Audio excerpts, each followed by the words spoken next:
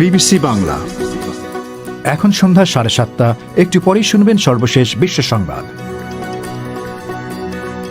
আপনারা বিবিসি শুনছেন ঢাকায় FM 100, সিলেটে 88.8, রংপুরে 88.8। আপনারা যেখানে আছেন, বিবিসি আপনার সাথেই আছে।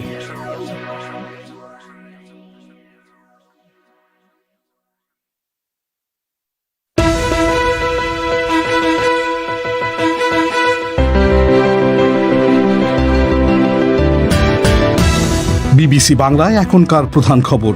পাকিস্তানের প্রধানমন্ত্রী ইমরান খান বলছেন, আফগানিস্তানের শান্তির প্রশ্নে তার দেশ একসাথে কাজ করবে, কিন্তু মার্কিন বাহিনীকে ঘাঁটি গড়তে দেবে না। বাংলাদেশে করোনা ভাইরাসের হামলা ঠেকাতে রাজধানী ঢাকাকে বিচ্ছিন্ন করা হয়েছে। এখন রাজা বাদশারা কি করে, যখন এরকম আক্রমণ আসে তখন রাজধানীটাকে প্রোটেক্ট করে না। সমস্ত সেন্টার তো এখানে, সমস্ত হেডকোয়ার্টার এখানে, মিনিস্ট্রি এখানে। তো তারা যদি এখানে অস্থির হয়ে যায় তাহলে তো সারা দেশ চালাতে পারবে। ভারতে বিজেপি বিরোধী মঞ্চ গড়ে তোলার লক্ষ্যে 15টি বিরোধী দল দিল্লিতে বৈঠক করছে। রয়েছে খেলা আর সোশ্যাল মিডিয়ার খবর। এইসব কিছু এবং আরো নানা বিষয় নিয়ে বিবিসি বাংলায় আজকের প্রবাহ।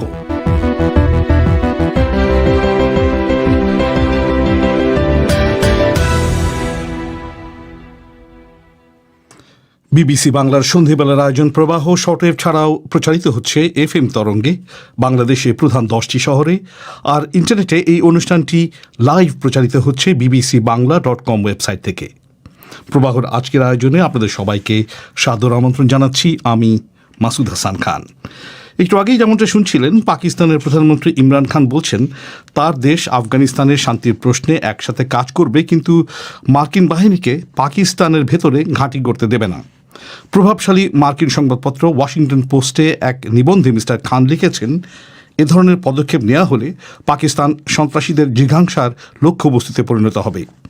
তার এসব মন্তব্য এমন একটা সময়ে এলো যখন চলতি বছর সেপ্টেম্বর মাসের মধ্যেই যুক্তরাষ্ট্র আফগানিস্তান থেকে সব মার্কিন সৈন্যকে প্রত্যাহারের পরিকল্পনা করছে। এ নিয়ে আরও শুনুন আফরোজা নীলার কাছে। পাকিস্তানের প্রধানমন্ত্রী তার নিবন্ধে লিখেছেন, সমর্থন দেওয়ার প্রশ্নে অতীতে আফগানিস্তানে লড়াইরত প্রতিদ্বন্দ্বী গোষ্ঠীগুলোর মধ্যে থেকে একটিকে বেছে নিয়ে পাকিস্তান ভুল করেছে। ইমরান খান বলছেন, এখন যে দলই আফগান জনগণের আস্থাভাজন হবে, পাকিস্তান তার সাথেই কাজ করে যাবে। তিনি জোর দিয়ে বলেন, যুক্তরাষ্ট্র এবং পাকিস্তানের স্বার্থ এখন একই, তা হল আফগানিস্তানের স্থিতিশীলতা এবং সন্ত্রাসবাদের অবসান। তবে আফগান নেতারা দীর্ঘদিন ধরে অভিযোগ করে আসছেন যে পাকিস্তান তালেবানকে সমর্থন করে। যদিও পাকিস্তানে মার্কিন ঘাঁটির ব্যাপারে মিস্টার খানের বক্তব্য বেশ স্পষ্ট, কিন্তু সে দেশের ক্ষমতাধর সামরিক বাহিনী ভবিষ্যতের ব্যাপারে কী সিদ্ধান্ত নেবে তা পরিষ্কার নয়। আগামী শুক্রবার প্রেসিডেন্ট বাইডেন হোয়াইট হাউসে আফগান প্রেসিডেন্ট আশরাফ ঘানি এবং জাতীয় সমঝোতার ব্যাপারে গঠিত বিশেষ কমিটির প্রধান ডক্টর আবদুল্লাহর সঙ্গে বৈঠক করবেন বলে কথা রয়েছে। মার্কিন সৈন্য প্রত্যাহারের পটভূমিতে আফগানিস্তানে সহিংসতার মাত্রা বেড়েছে। আফরোজা নীলা। বাংলাদেশে করোনা ভাইরাসের সংক্রমণ বেড়ে যাওয়ার পটভূমিতে দেশের ঢাকার আশেপাশের 7টি জেলায় যান চলাচলে বিধিনিষেধ বা লকডাউন আজ থেকে শুরু হয়েছে।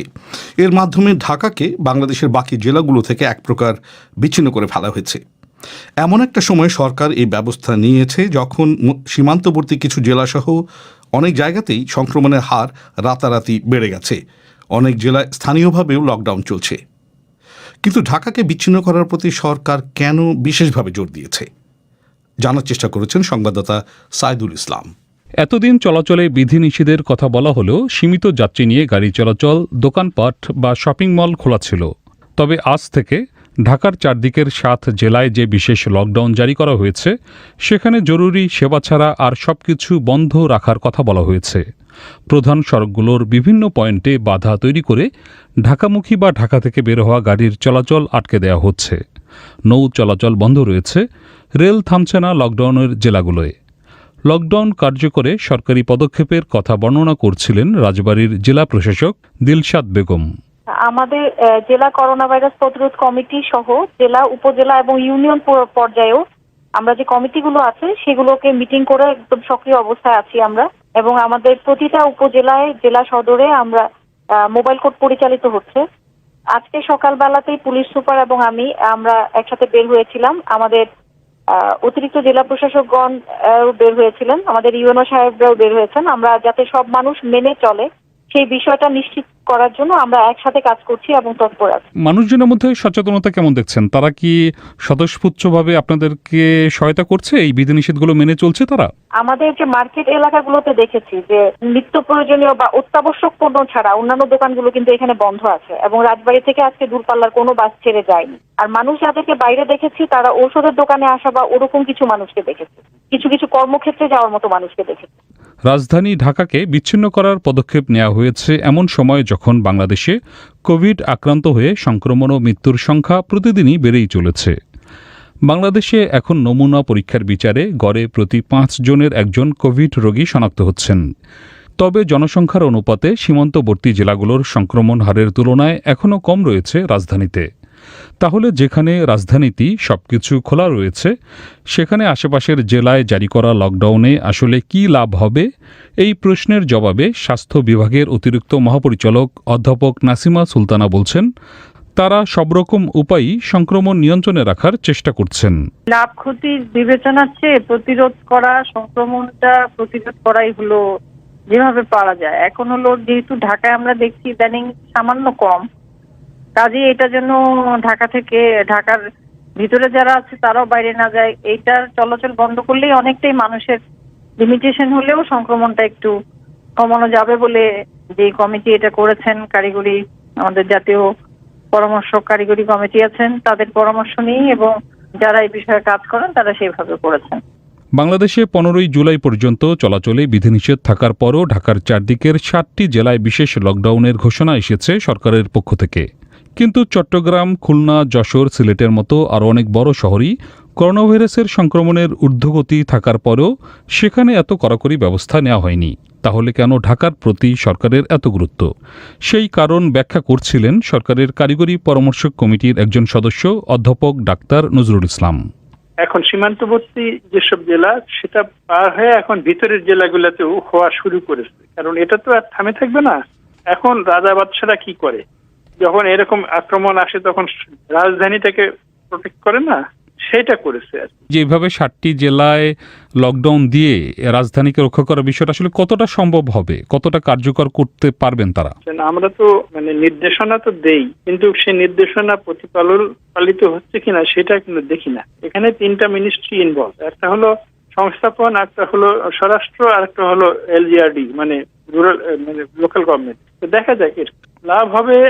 আপনি রাজধানীবাসীকে একটু মোটামুটি একটা অ্যাটমসফিয়ার দিতে পারবেন। যদি আমরা একটু মোটামুটি ভালো অবস্থায় রাখি তাহলে আমাদের সবাই কাজ করতে পারবে, মানে একটু শান্তিতে কাজ করতে পারবে। সমস্ত সেন্টার তো এখানে, সমস্ত হেডকোয়ার্টার এখানে, মিনিস্ট্রি এখানে।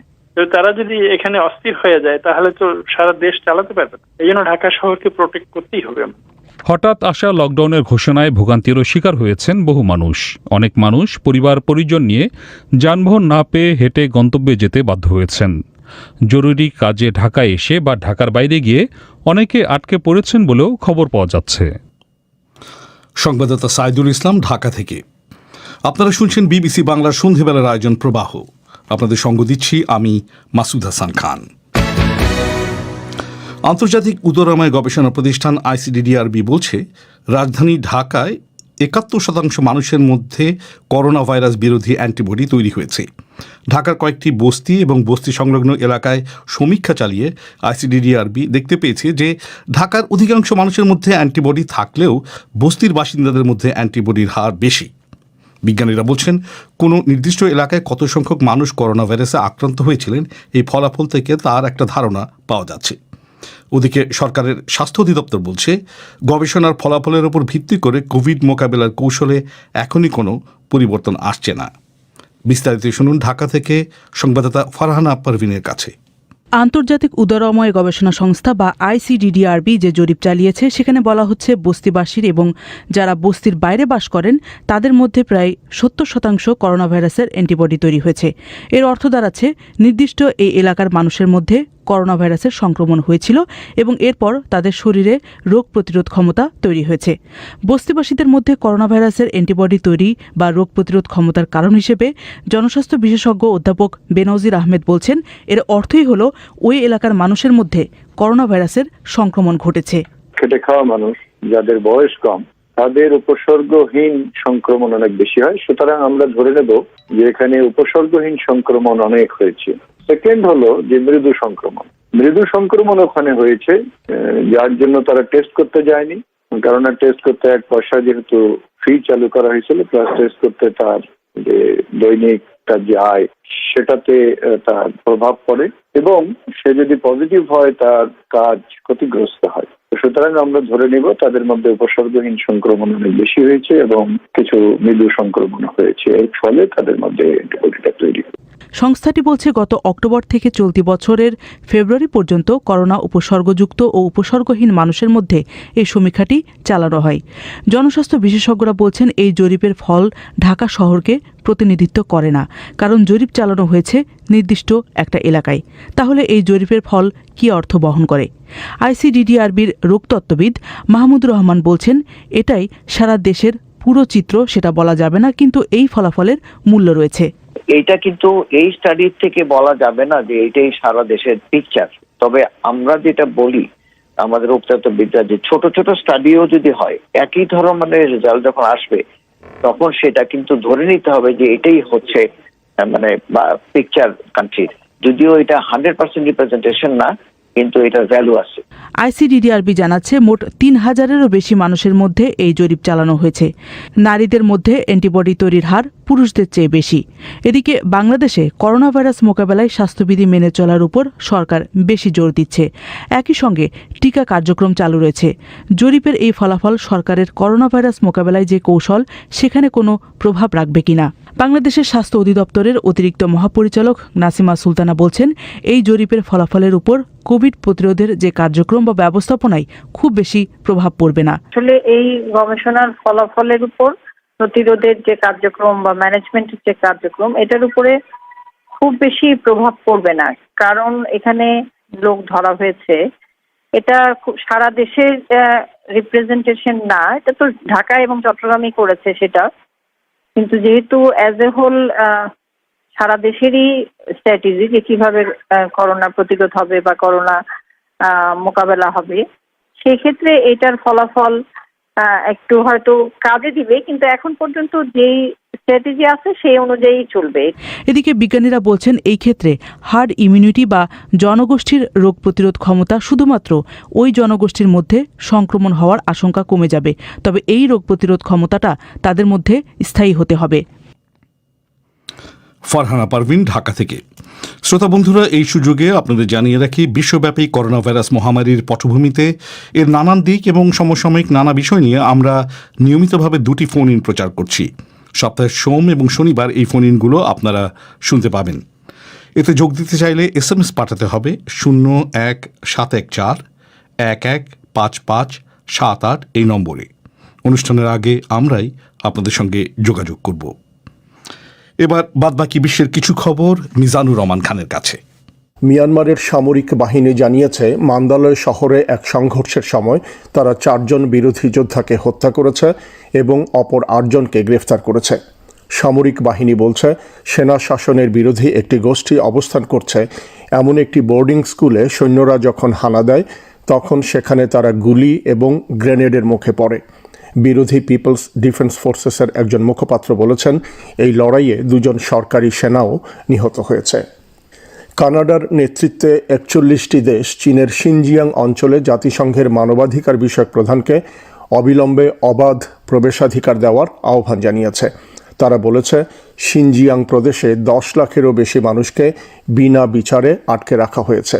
শিনজিয়াং মূলত উইঘুর মুসলিম অধ্যুষিত অঞ্চল। বনাঞ্চল উজাড় বন্ধ এবং কার্বন নির্গমন কমাতে ব্যবস্থা নেওয়ায় এই প্রথম আফ্রিকার একটি দেশ গ্যাবনকে অর্থ দেওয়া হচ্ছে। গ্যাবনের পরিবেশ মন্ত্রী জানিয়েছেন যে $1,70,00,000 জাতিসংঘের কাছ থেকে পাওয়া যাবে, তা উষ্ণমণ্ডলীয় বনাঞ্চল সংরক্ষণে ব্যয় করা হবে। দেশটির প্রায় 90% জুড়ে রয়েছে এই বনাঞ্চল।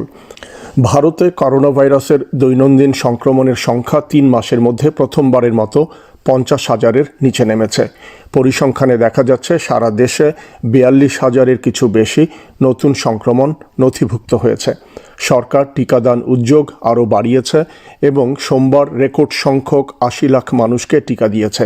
প্রধান বিরোধী দল কংগ্রেস বলেছে ভারতকে এখন সম্ভাব্য তৃতীয় ঢেউ মোকাবেলার জন্য প্রয়োজনীয় ওষুধ, অক্সিজেন এবং হাসপাতালে পর্যাপ্ত শয্যার ব্যবস্থা করতে হবে। কুয়েতের সংসদে এবছরের বাজেট অধিবেশনের সময় হাতাহাতি হয়েছে। সরকার সমর্থক ও বিরোধী এমপিদের মধ্যে মারপিট শুরু হলে শৃঙ্খলা পুনরুদ্ধারের জন্য সংসদের রক্ষীদের ডেকে পাঠাতে হয়। দেশটির বাজেট অনুমোদনের পক্ষে ভোটদানের পর উত্তপ্ত বিতর্ক শুরু হয়। নিউ ইয়র্কে 8 বছরের মধ্যে প্রথম নতুন মেয়র নির্বাচনের জন্য প্রার্থী বেছে নিতে মানুষ আজ পরের দিকে ভোট দেবেন। প্রাইমারি নির্বাচনে ভোট দেবেন নথিভুক্ত ডেমোক্র্যাট ও রিপাবলিকানরা। কিন্তু নিউ ইয়র্ক শহরে যেহেতু ডেমোক্র্যাটদের আধিপত্য বেশি, তাই ধারণা করা হচ্ছে তাদের প্রার্থীরই বিল ডি ব্লেসিওর স্থলাভিষিক্ত হবার সম্ভাবনা বেশি। নতুন মেয়রের দায়িত্ব হবে আমেরিকার সবচেয়ে বড় নগরীকে মহামারীর পর আবার নতুন করে গড়ে তোলা। মিজানুর রহমান খান। শ্রোতা বন্ধুরা, এবার আপনাদের নিয়ে যাব খেলার মাঠে।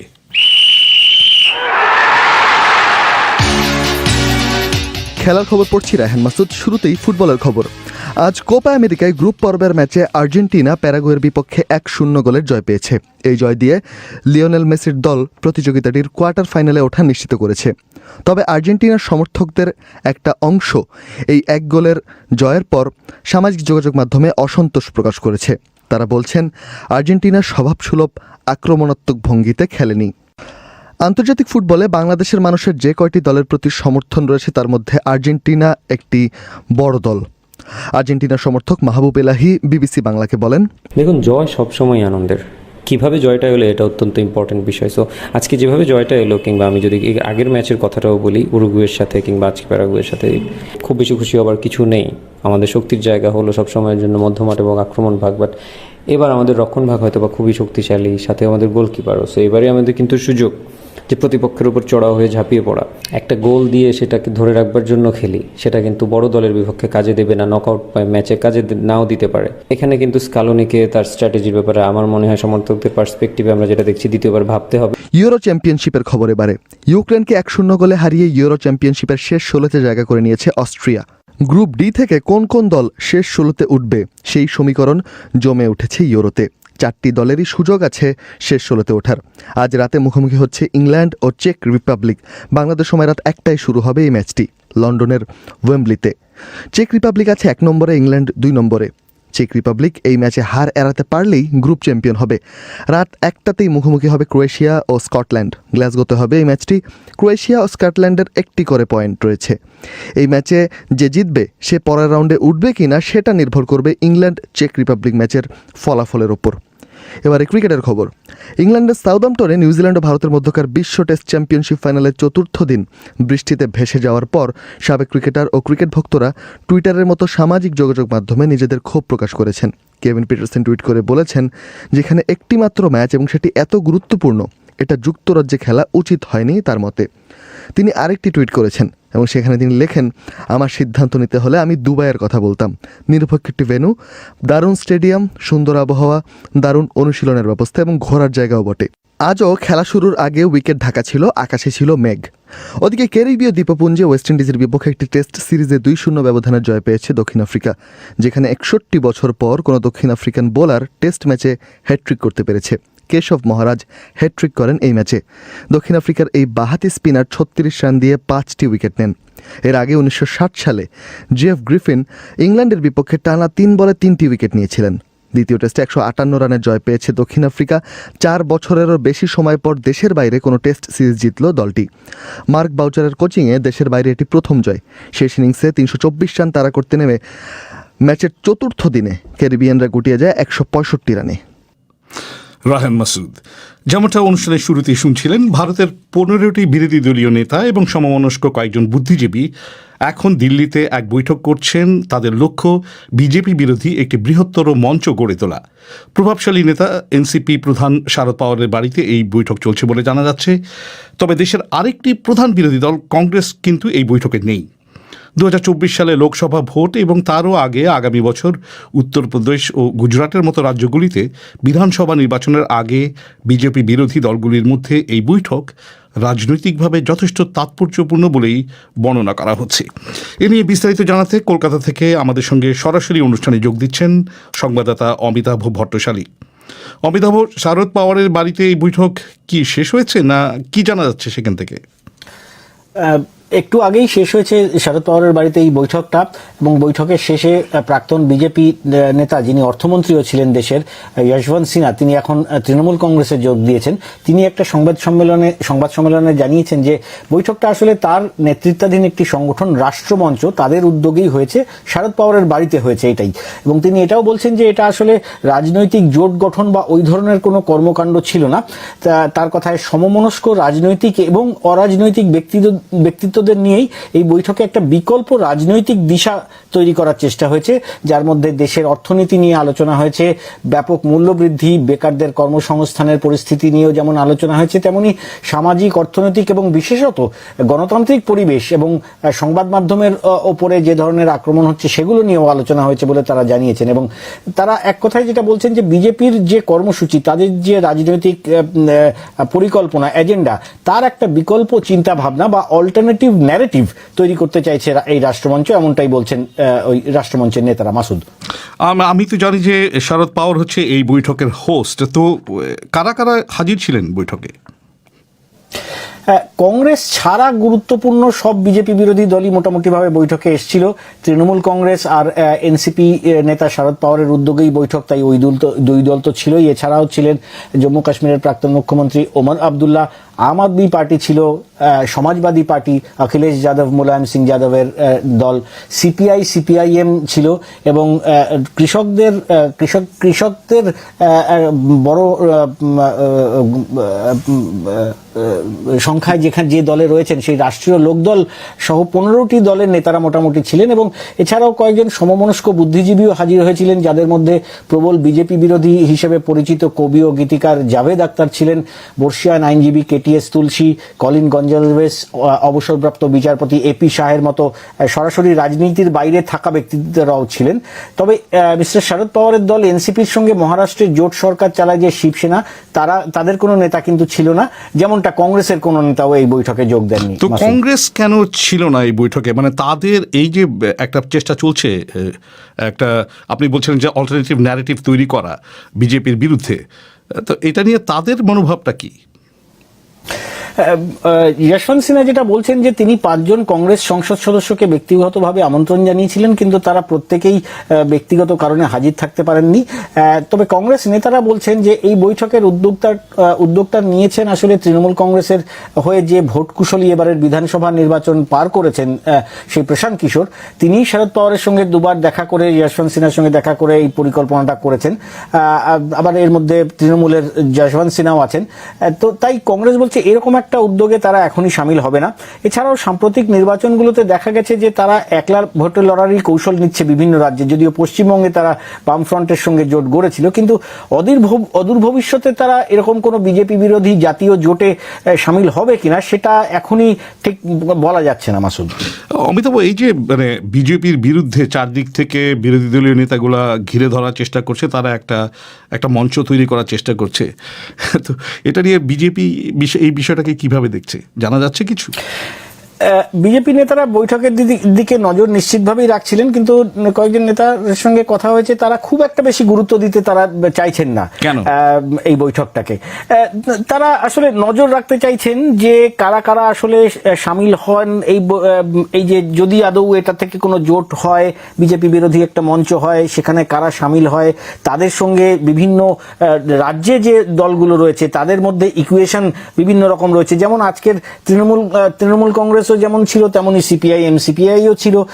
তো এই ইকুয়েশন গুলো তো বৃহত্তর জোট তৈরিতে একটা কাজ দেবে, একটা গুরুত্ব রাখবে। তো সেইগুলো আসলে জল মেপে নিতে চাইছে মনে হচ্ছে বিজেপি, যে কতটা আসলে আদৌ জোটের দিকে এগোয় এই বৈঠক। মানে তারা একটা অনেকটা অপেক্ষা করার মতো মানে মনোভাব নিয়ে রয়েছে, মানে ওয়েট এন্ড সি যাকে বলে আর কি। আপনাকে অনেক অনেক ধন্যবাদ। কলকাতা থেকে খবর দিচ্ছিলেন সংবাদদাতা অমিতাভ ভট্টশালী। এবার আজকের সোশ্যাল মিডিয়ার খবর আফরোজা নীলার কাছে। ধন্যবাদ মাসুদ। সোশ্যাল মিডিয়ায় আজ বাংলাদেশের করোনা ভাইরাস পরিস্থিতি ও 7টি জেলায় বিশেষ লকডাউনের খবরটি বেশ ট্রেন্ড করছে। এর পাশাপাশি আরও যেসব খবর আলোচনায় আছে সেগুলো জানাতে হাজির হয়েছি আমি আফরোজা নীলা, আর সঙ্গে আছি আমি ফয়সাল তিতুমির। নীলা যেমনটি বলছিলেন যে বিশেষ লকডাউন নিয়ে বেশ আলোচনা চলছে সামাজিক যোগাযোগের মাধ্যমে। অনেকেই বলছেন হঠাৎ এমন সিদ্ধান্তে ক্ষতিগ্রস্ত হবেন অনেক ব্যবসায়ী। মোর্শেদ আনাম যেমন লিখেছেন, আপনারা হুট করে একটা সিদ্ধান্ত দিলে তো হবে না, আপনারা সিদ্ধান্ত নেওয়ার পর একদিনও সময় দেন নাই, জনগণ কি করবে এখন? আবার অনেকে এটাও মনে করছেন যে এই বিশেষ লকডাউনের সুবিধা নেবেন অসাধু ব্যবসায়ী যারা বিভিন্ন জায়গায় পণ্য পরিবহনের ক্ষেত্রে অতিরিক্ত টাকা নেন। এমন লকডাউনের সুযোগে সাধারণ মানুষের বেশি টাকা গুনতে হবে এই আশঙ্কা প্রকাশ করে আহমেদ মাসুম লিখেছেন, পরিবহন বাণিজ্য বন্ধ হোক।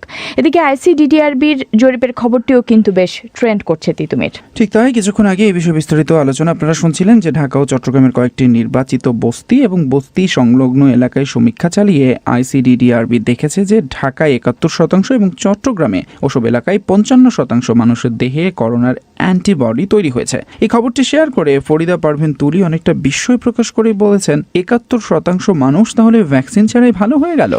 অনেকে এটাও বলছেন যে প্রথম থেকেই টেস্ট কম হবার কারণে বাংলাদেশে করোনা ভাইরাস আক্রান্তের আসল চিত্র কখনোই জানা যায়নি, যেমনটা মনে করছেন মিরন মীর মোশাররফ। তিনি লিখেছেন, সাধারণ মধ্যবিত্ত ঘরেও প্রায় একই চিত্র পাওয়া যাবে। প্রকৃতপক্ষে টেস্ট হয়নি বলেই আক্রান্তের আসল চিত্র উঠে আসেনি, তবে আক্রান্তের সংখ্যা যাই হোক, মৃতের সংখ্যা কিন্তু একেবারেই কম। এটাই প্রমাণিত যে বাংলাদেশের মানুষের রোগ প্রতিরোধ ক্ষমতা বিশ্বের যে কোনো দেশের তুলনায় অনেক বেশি এবং আশাব্যঞ্জক, এমনটাই তিনি মনে করছেন। রাশেদ ইমাম বলছেন, দেশে খুব দ্রুত অ্যান্টিবডি টেস্টের অনুমোদন দেওয়া দরকার। আর অন্যদিকে রুবেল বড়ুয়ার প্রশ্ন, এত কোটি কোটি টাকা দিয়ে টিকা কেনার কি দরকার? তবে অনেক ট্রলও করছেন সোশ্যাল মিডিয়া ব্যবহারকারীরা। সৈয়দ ওয়াসি যেমন লিখেছেন, আমার উপর গবেষণা হয় নাই, আমি কি অ্যান্টিবডি নাকি প্রোবডি বুঝতে পারছি না। ঠিক তাই, এরকমই নানান মন্তব্য আছে। তবে আরেকটা ঘটনাও কিন্তু নজর কেড়েছে, সেটা হলো খিলগাঁওয়ে কাগজ কুড়াতে গিয়ে পা পিছলে ড্রেনে পড়ে নিখোঁজ কিশোর। এটি বেশ আলোচনা চলছে। মঙ্গলবার সকালেই কিশোরটির পা পিছলে নর্দমায় পড়ে গিয়ে নিখোঁজ হবার খবর প্রকাশ হতে থাকে। এরপর দমকল বাহিনীর ডুবুরিরা জানিয়েছেন তাকে খুঁজতে কাজ চালাচ্ছেন তারা। বিকেল পর্যন্ত এরকম খবর পাওয়া যাচ্ছে। পুলিশ বলছে যে ছেলেটির বয়স 14 বা 15 বছর হবে, তবে ওই কিশোরের পরিবারের কোনো সদস্যকে এখনো পর্যন্ত পাওয়া যায়নি। খবরটি শেয়ার করে দুঃখ প্রকাশ করছেন অনেকে। নাজমুল হক যেমন লিখেছেন, এই দেশের মানুষের জীবনের কোনো মূল্য নেই। তবে একই সঙ্গে ঢাকা শহরের অনেক ড্রেনের ঢাকনা যে খোলা থাকে সেই বিষয়টিও উল্লেখ করছেন অনেকে। সাদিক খান যেমন লিখেছেন, ড্রেনের মুখে ঢাকনা নাই, সিটি কর্পোরেশন এর দায়িত্ব এড়াতে পারবে না। অন্যদিকে মোহাম্মদ জিয়াউল হাসান এটাকে হত্যাকাণ্ড হিসেবে অভিযোগ করে লিখেছেন, এই হত্যার দায় কে নেবে? সরকার হয়তো সর্বোচ্চ কিছু অর্থ সহায়তা দিতে পারে, কিন্তু যার বা যাদের গাফিলতির ফলে এমন ঘটনা ঘটল তাদের কি বিচার হবে? ঢাকা শহরের জলাবদ্ধতার কথা উল্লেখ করে নূর মোহাম্মদ লিখেছেন, এই দেশে প্রতি বছর জলাবদ্ধতার কথা বলে, ড্রেন পরিষ্কার করার কথা বলে হাজার হাজার কোটি টাকা বরাদ্দ দেওয়া হয়, নিমেষে উধাও হয়ে যায়, কিন্তু ড্রেন পরিষ্কারও হয় না, জলাবদ্ধতাও যায় না। সৈয়দ নাজমুল হুদা কিছুটা কটাক্ষ করে লিখেছেন, পৃথিবীতে বাংলাদেশই একমাত্র দেশ যেখানে মানব সৃষ্ট সমুদ্র ও পিচ ঢালাই করা নদী আছে। সুজউদ্দৌলারও ব্যঙ্গাত্মক মন্তব্য লিখেছেন, ঢাকা এখন সিঙ্গাপুরের চেয়ে এগিয়ে। অন্যদিকে কিংবদন্তি ডিয়েগো ম্যারাডোনার বিখ্যাত গোলের 35 বছর খবরটি ট্রেন্ড করছে টুইটার ও ফেসবুকে। 1986 সালের এই দিনে ইংল্যান্ডের সাথে বিশ্বকাপের ম্যাচে আর্জেন্টিনার হয়ে ম্যারাডোনা হ্যান্ড অফ গড খ্যাত গোলটি করেন। এই ম্যাচেই তিনি আরও এমন একটি গোল করেছিলেন যে গোলটিকে বিশ্বকাপে এখন পর্যন্ত করা গোলগুলোর মধ্যে সর্বশ্রেষ্ঠ বলে মনে করা হয়। এবং সেই দিনের ছবি শেয়ার করে, খবরটি শেয়ার করে অনেকেই অনেক মন্তব্য করছেন। যেমন ফাহিম মুনতাসির চৌধুরী লিখেছেন, সেদিন বিশ্ব ফুটবলের ঈশ্বরকে দেখেছিল, 1966 সালের প্রতারণার প্রতিশোধ নিয়েছিল আর্জেন্টিনা। এনজামুল হকের মন্তব্য, ম্যারাডোনা তো ম্যারাডোনাই। আর শাহ আলম খান সেদিনের স্মৃতিচারণ করে লিখেছেন, ম্যারাডোনার 1986 সালের গোলটি ছিল অতীত ও বর্তমানের সেরা গোল। যদিও পরে ম্যারাডোনাকে বিতর্কিত করতে পরে অনেক কিছুই হয়েছে।